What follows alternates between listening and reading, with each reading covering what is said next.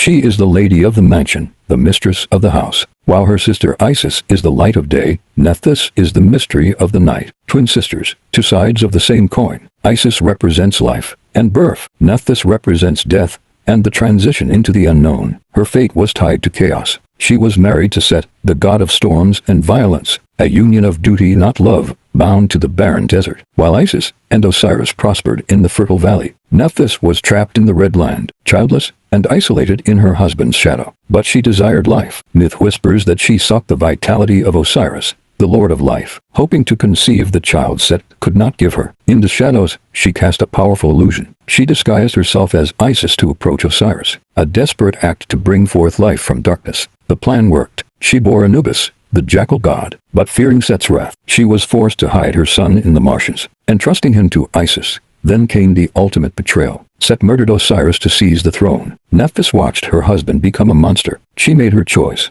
Nephthys abandoned her husband, the new king, and fled to the side of her grieving sister. Loyalty to blood outweighed fear. To search for the body, the sisters transformed into kites, screaming their grief to the winds. They scoured Egypt for the fallen king. While Isis mourned, Nephthys fought. She became the warrior nurse, using her magic to repel the demons Set sent to destroy the body. She is the friend of the dead. Nephthys helped perform the first mummification, wrapping Osiris in linen and weaving spells of protection. Together, they sang the resurrection chant. Isis provided the spark of life, but Nephthys provided the safe passage for the soul. When Isis conceived Horus, Nephthys became his nursing mother. She guarded the young heir while Isis gathered support for the war. She walked where others could not. Using her connection to the shadows, she spied on Set's armies, feeding vital intelligence to Horus. In the Great War, she was the healer. When Horus was maimed, Nephthys comforted him and aided in the restoration of his power. With the war won, she took her place in the underworld. She stands eternally behind Osiris,